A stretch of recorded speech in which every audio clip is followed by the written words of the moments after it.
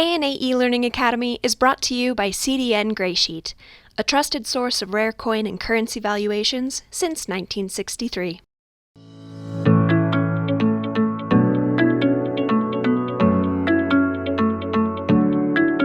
Hello everyone, thank you for joining us today for the ANA eLearning Academy's Summer Seminar Series. The ANA would like to thank our partner Graysheet for their support of the ANA eLearning Academy. Today we have our YN of the Year, Kellen Hoard, who will be presenting on discovering your coin. You will be muted for this presentation, so if you have any questions, please put them in the chat or the Q&A and I will read them to Kellen at the end. Thank you. And it's all you, Kellen. Thank you. Let me just share my screen here real fast and we can jump right into it. All right.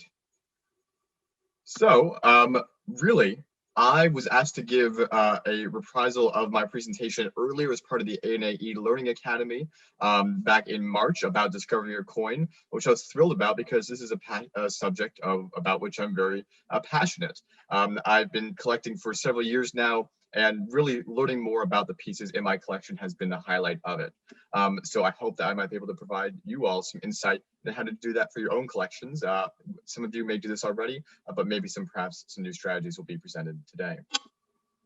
The first thing to really notice when you are discovering your coin and figuring out what exactly is in your collection is to realize that they're not just objects. Whenever you're adding a new coin or a token or a medal or a banknote to your collection, as most collectors realize, but which is always worth reminding yourself, you're not just adding that hunk of metal or a piece of paper into your collection. There's a much broader significance to that piece, and hopefully that's recognized in the fact that you are probably buying it and not just recognizing that it's a hunk of metal.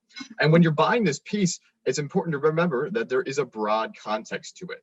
The years I've been collecting, I've kind of worn away a little bit of the wonder that I had about thinking about how many hands any individual coin has passed through. But whenever I speak with non-collectors, I'm always reminded of how powerful that is. They're always blown away if I show them an ancient Greek coin or a Civil War token or a Lincoln cent from 1958. No matter what the age or context of the pieces, they are always fascinated by that history and how many hands might have passed through it before. And that's something that can be easy to forget if you're a collector, so it's worth remembering.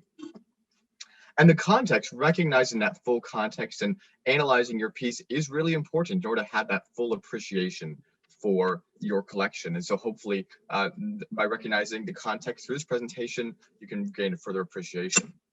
And that appreciation that you have for your collection will lead to a couple of things. First of all, you'll have a lot more fun. It's more fun when you have some connection to your collection beyond just simply plugging holes or in any kind of set or just kind of sitting there dormant in a binder or a slab.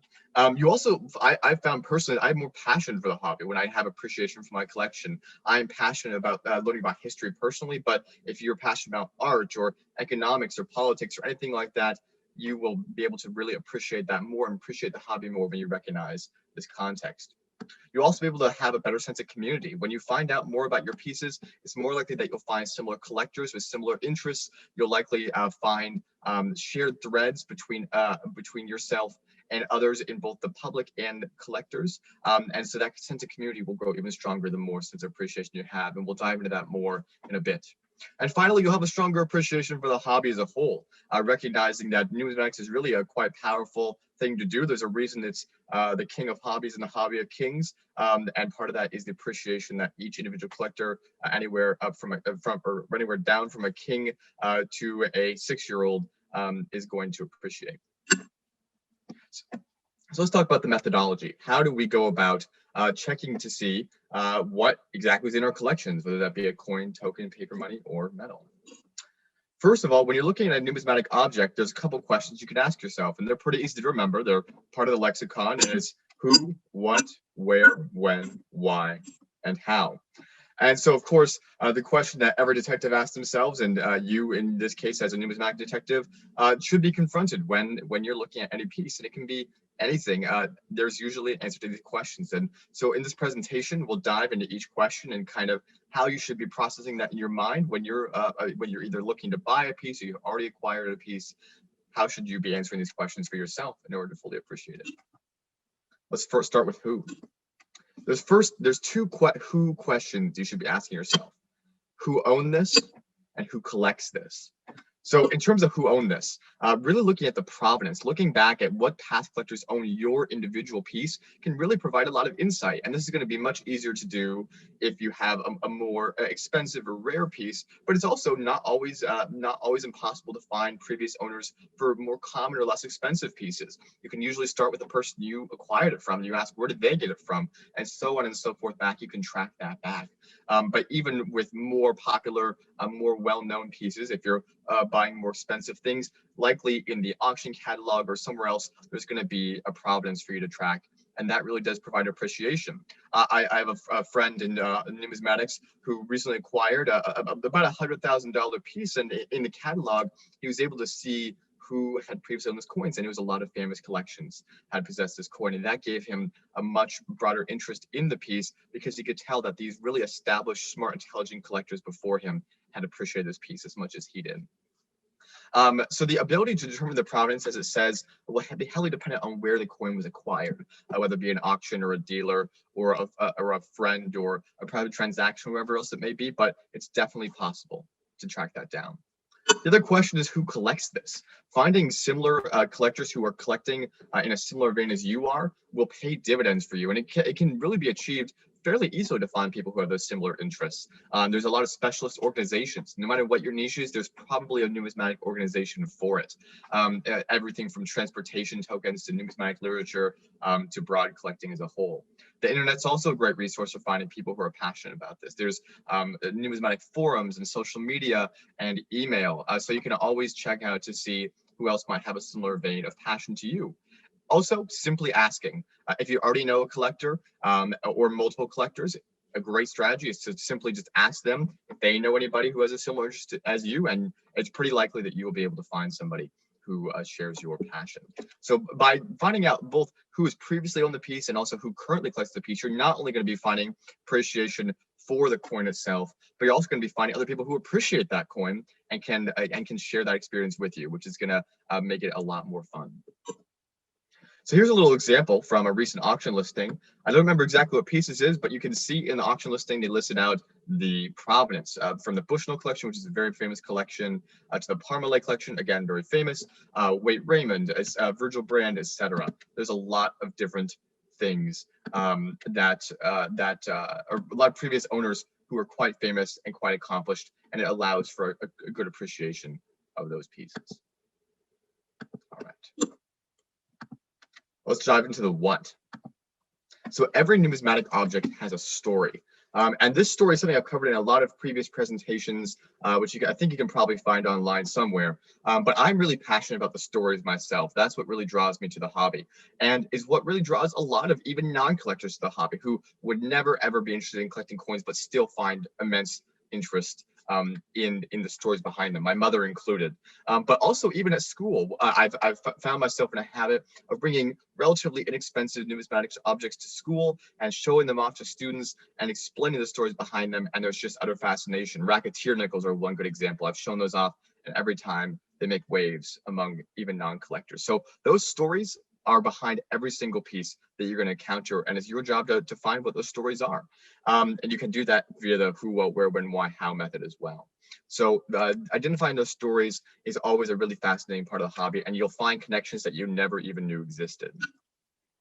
And the process of discovering that story, of realizing what they are in the first place, not just the end result, but the process for realizing that end result, is one that a lot of collectors have fallen in love with, that research-oriented process. And it's what draws a lot of new collectors in, learning more. In my own personal experience, when I've shared with students information about the numismatic markets and pricing and grading technicalities, there's just not much engagement, but they do fall in love with pursuing that story. And back in middle school even, I brought in a French piece from around the time of the French Revolution, and I asked students, like, hey, would anybody be interested in helping me research this? And students eagerly volunteer because they really enjoyed that process of learning about the piece. And I think you can as well. Also, to learn about your coin and specifically the story behind it, there's a lot of different resources worth consulting. And here are just a couple. First of all, the Numismatic Portal. It's a great resource. It's basically a compilation of scanned literature and periodicals and auction catalogs, encyclopedia entries, and much more. And it's a great way to learn about people, places, things relevant to numismatics. And I'll show you guys the website in a little while. But that is a great reference for nearly everything, given the quantity of information that's digitized there. Physical publications are also great. You can see some in the back right here. I have some books and auction catalogs. They're a really fantastic resource for you. They're fact-checked, and they also tend to be the result of months or years of work by people who are really passionate about the field and know what they're doing. A great way to get physical publications is through the ANA library. If you're a member, all it costs is a cost of postage, and you will receive that book in the mail, free of charge, minus the postage. So it's a really great resource for that as well. And of course, websites. There's a lot of specialty numismatic websites, auction websites like heritage auctions.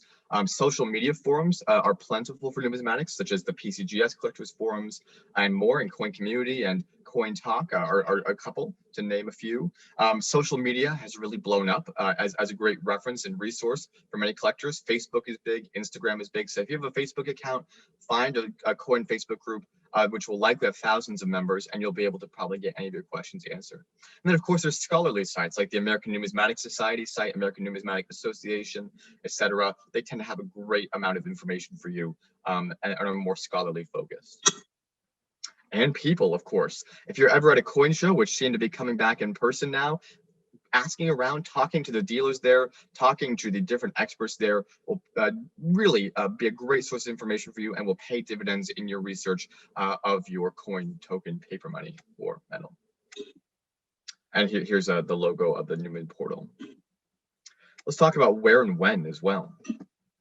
Part of building that broader context around your numismatic object and understanding that more fully is understanding the world into which your object was created, because your coin was not created in a vacuum. It was created when other things were going on, and it's worth understanding what those things are.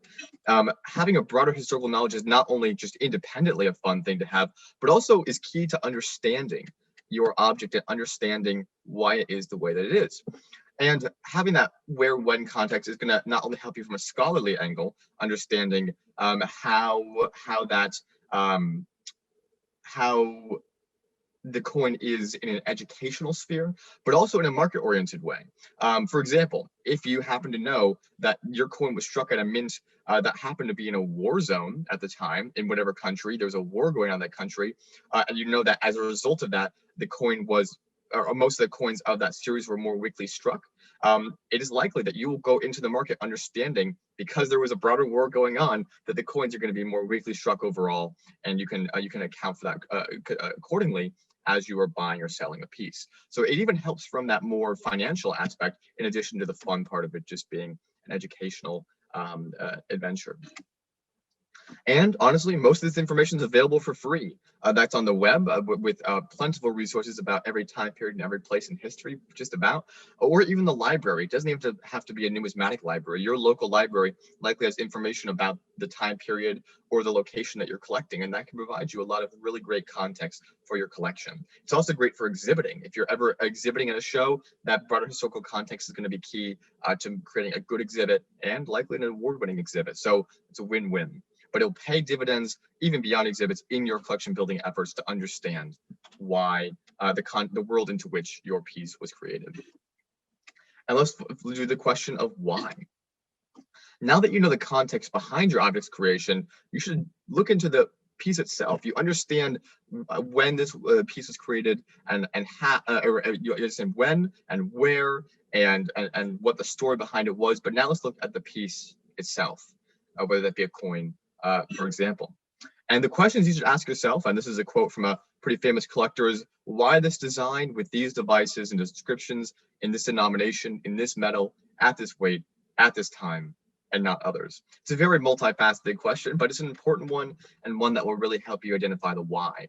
And so when you're looking at your piece, answer each of these questions for yourself, and that they'll kind of tie back into the previous things we've talked about. But why is this design here? That will often depend on the broader context into which it's created, but sometimes it's purely just a kind of a random incidence. With these devices and inscriptions in this denomination, denominations are key. Why does the US no longer have a 3-cent coin? That's something that you can discover in the course of looking at the history.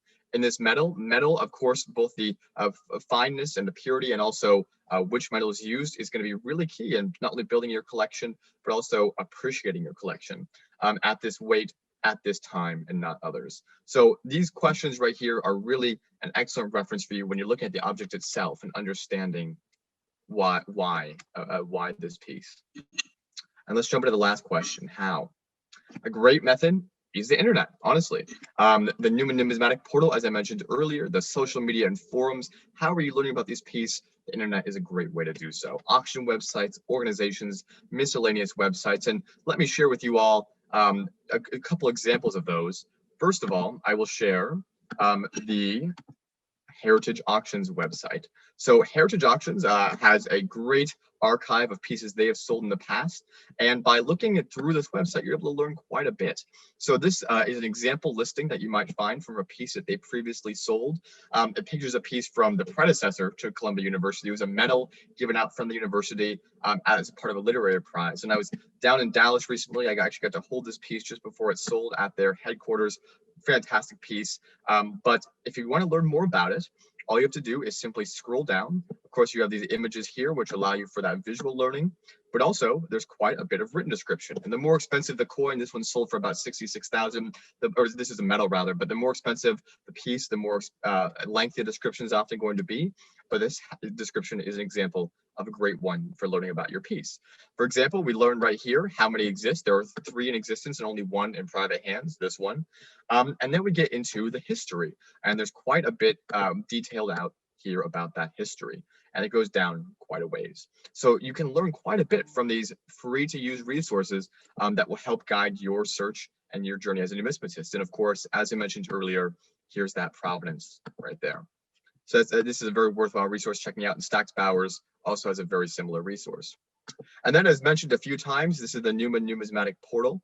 There's quite a bit going on here. If you scroll to the bottom, you see that they have 43,000 books that are archived, 10,000 auction lots, 5,000 people, which again will help you track maybe similar collectors with similar interests, and 25,000 encyclopedia records. They have images and books and everything you can imagine, documents. You can see even in the recent things that they are scanning our bank ledgers. So there's so many different resources that you can use here, and it's really going to be key in in your quest to establish what's going on with my collection. So that's a great method for how to learn more. Let's continue the how. So of course you have the internet, and the forums are also a great resource. Rather than having a stagnant thing where you're searching, you can simply type in your query to a forum post, and generally the thousands of collectors who use those forums there's someone who will be able to help you find the answer to your question. Also, in person, we're kind of moving out of COVID now, fortunately, getting back to in-person shows. Asking people in person is really an excellent way. And so if you're at a convention, seek out somebody who seems like they're knowledgeable. Seek out an information desk or a dealer and try and learn more about your collection. They likely will have a wealth of knowledge, and many of them are happy to share it. And in fact, I would say most are happy to share it. Books and periodicals from the ANA library. As I said, those physical resources are not dead, and getting them for very cheap is a really benefit to you, and has helped me in my own research for my own collections. Books and periodicals from elsewhere. There's a lot of numismatic booksellers, including Colby and Fanning, whose website you can search, and they will happily track down a resource for you, and that is relevant to your quest for information. So if you have a resource that you know you want, but you can't find it anywhere, they tend to be able to track that down for you. And that is a great way to discover your coin as well. And of course, the local library. As mentioned earlier, when you're establishing that broader context, general information about the time period or location that your pieces are in will be generally available. But when in doubt, ask another numismatist. There's guaranteed somebody who has studied what you are studying before, unless you were in the most niche area of numismatics in the world ever. And so it's simply a matter of usually tracking them down. The ANA is a great way to do that. ANA has connections to a lot of different individuals who study a lot of different things. So you can always reach out to the ANA, and they'll usually be happy to put you in touch with the right person, or even answer the question themselves. So it's a great resource. And really, that's where the presentation ends. It's simply a matter of finding people who are passionate about what you're passionate about, finding information about the collection that you are passionate about, and in that way you'll gain both a broader appreciation for your collection as a whole, as I have. My main focuses in numismatics are numismatic literature. This is just one bookshelf of several in my house. And also I love the history behind the coins. So I collect pieces with cool stories. And through the course of that, I've been able to discover way more about my collection than I ever thought I would. And it's also been a real pleasure to go out and talk to non-collectors as well, who may have inherited pieces from their family or friends, or received them in some place in life, and you're able to help provide context for their pieces. Pardon me. It's kind of hot out here. So you're able to provide broader context for their pieces, which they absolutely love. So they gain a broader appreciation for their pieces as well. And that's about where my presentation ends. Thank you. All right, thank you, Kellen. If you all have any questions, again, you can put them in the chat or the Q&A, and I will read them to Kellen. I'll give it a few seconds for you guys to put them in if you have any.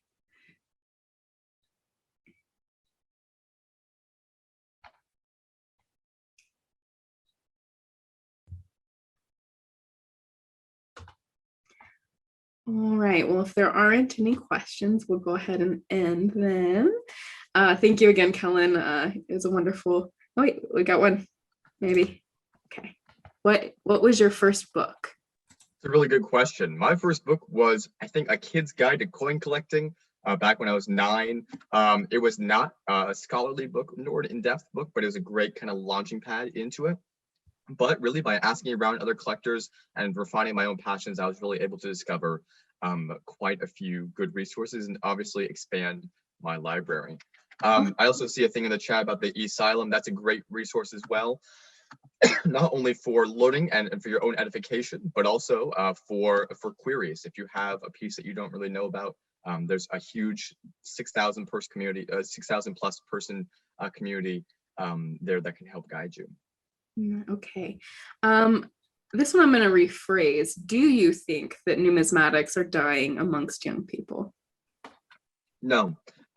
This is the fundamental question that's been asked quite a bit and comes up in every coin club meeting, every convention. And I've thought about it extensively because obviously I've made a lot of outreach efforts to young people myself because I want to see more of them in the hobby. I need more people my own age, but I really don't think it's dying.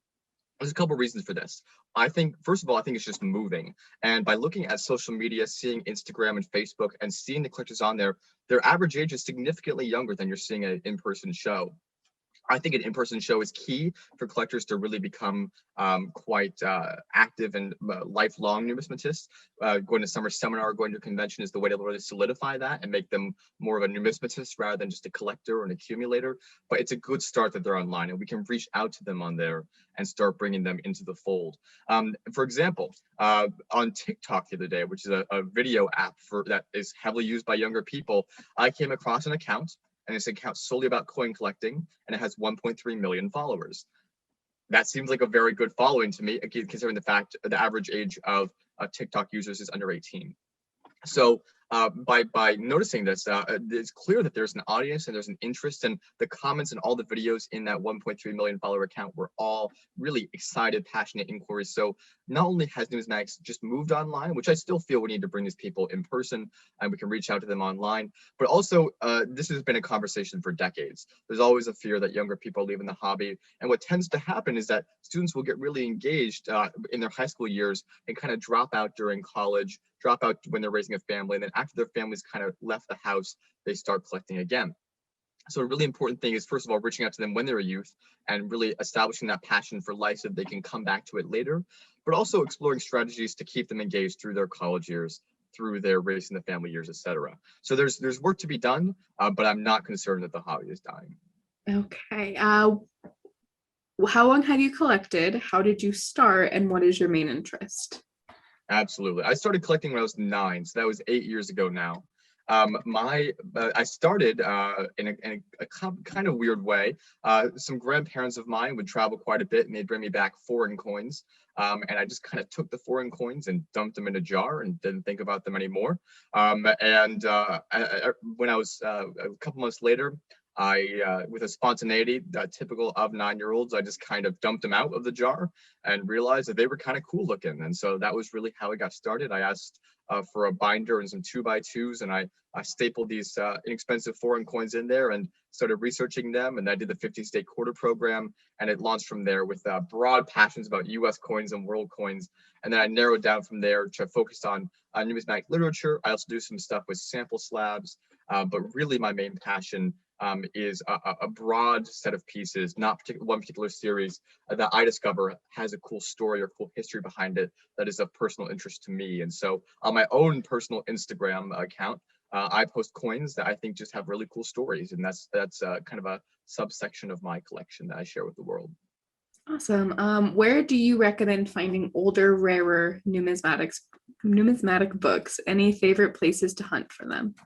Absolutely. The ANA library is a great resource for you. Again, it only costs postage. They have a wide variety of books for your perusal and your exploration. The numismatic booksellers will often help you track that down for pretty much a very low cost. I mean, basically the cost of the book. So they are great reference as well, and they know all their connections around the world that can help you track that down. And then just the internet. If you have a book that you're looking for and you Google that book, it might pop up on some used book website, etc. It's just a matter of dedicated looking. All right. What has been your most satisfying research project to date? Sure. I don't know about the most satisfying, but I've had a lot of fun. I guess I'll go back to the Instagram here. I would define that as one broader project over multiple years. And so about once a month, I try and choose a coin or a token or a paper money or a medal or a book from my collection and really delve into the history. And sometimes what I'll do is I'll simply choose a coin that I kind of just know nothing about, that I just have sitting around somewhere. And that I oftentimes don't know even how I got it. And no matter how expensive, modern or old a coin is, I'm usually able to find something new that I didn't know about it before and share something exciting about that with the world. So that has been a really fun project for me. All right. What do you plan on studying in college? No clue. I'll let you know when I get there. You have plenty of time. Just graduated junior year, so a little bit ways out, but we'll see. I hope to incorporate coins into it, whatever it is. Yes. And then the last one is more for me. The lectures are available on our website. This one should be up by mid next week, as long as it takes our creative services director to edit it and put it up on YouTube. Thanks again, Kellen. It was a wonderful presentation, and congrats again on YN of the Year. We're very proud of you. And everyone else, we will be having these again next week, so we look forward to seeing you on those. And again, thank you to Graysheet for their support of our eLearning Academy and letting us get this out to you all. You guys all have a great weekend, and we'll see you all shortly.